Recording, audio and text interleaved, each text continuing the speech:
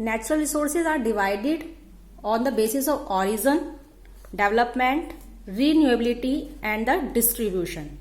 On the basis of origin, this is a biotic and abiotic. On the basis of development, potential and actual. On the basis of renewability, renewable and non-renewable. And the basis of distribution, unbiotics and localized.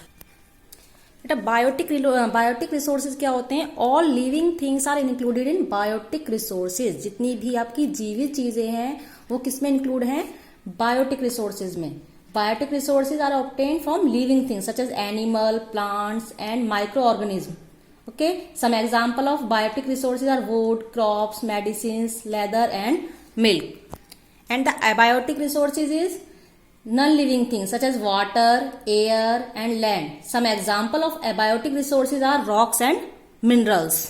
The potential resources which have not been used to their full potential but can be used in the future are known as the potential resources. Means potential resources वो resources हैं जिनका अभी हमें ये पता नहीं है कि वो कहाँ पर हैं और कितनी क्वांटिटी में हैं. ठीक है, जिनका अभी तक कोई भी यूज नहीं हुआ है, लेकिन बट फ्यूचर में वो हमारे लिए यूजफुल हो सकते हैं. For example, Africa has a number of waterfalls. Africa में बहुत सारे वाटरफॉल्स हैं which can be use for the generation of hydro electricity, जो हाइड्रो इलेक्ट्रिसिटी के लिए यूज हो सकते हैं. But at the present time they are not fully utilize. इस टाइम पे उनका यूज नहीं हो रहा है, बट फ्यूचर में वो यूज हो सकते हैं. Some resources change into actual resources with the time. कुछ रिसोर्सेज जो हैं टाइम के साथ साथ पोटेंशियल रिसोर्सेज से एक्चुअल रिसोर्सेज में चेंजेस होते हैं. For example, high speed winds. ठीक है, हाई स्पीड विंड्स जो हैं आज से 200 साल पहले, ठीक है, वो क्या थी? पोटेंशियल रिसोर्सेज थी जिसके बारे में किसी को भी पता नहीं था. But now wind energy is generated by using wind mills. और इस टाइम पे विंड मिल जो है हमारी क्या है? वो एक एक्चुअल रिसोर्सेज हैं. Now the actual resources, the resources whose total quality और क्वांटिटी आर प्रेजेंटली नन. जिनकी क्वालिटी और क्वांटिटी इस टाइम हमें पता है कि कितनी है, कितनी क्वांटिटी में ये प्रोवाइड है हमें इस टाइम. तो that is called the actual resources. Okay, copper deposit in Rajasthan and the black soil of Deccan plateau in India are actual resources of the world.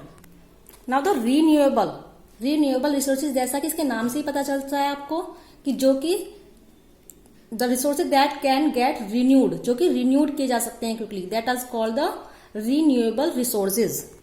These resources are unlimited. Solar energy, water, wind energy, okay, water, soil, plants and shrubs etcetera. Next, non renewable resources. Non renewable resources are those resources that have a limited stock. Okay, these resources sooner or later will be used up.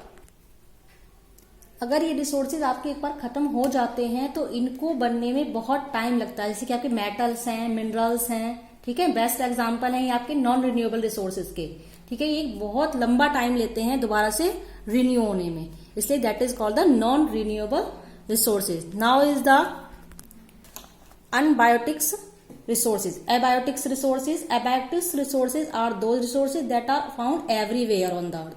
जो अर्थ पर हमारी सब जगह available हैं, जैसे कि land, air, soil etcetera are the example of abiotic resources. Locality resources, localized resources, those resources that are found at certain place are called localized resources. जो कि एक सर्टेन प्लेस में मिलते हैं, जैसे कि आयरन और कॉपर, गोल्ड, सिल्वर हमें इंडिया में कहीं भी तो नहीं मिलते हैं.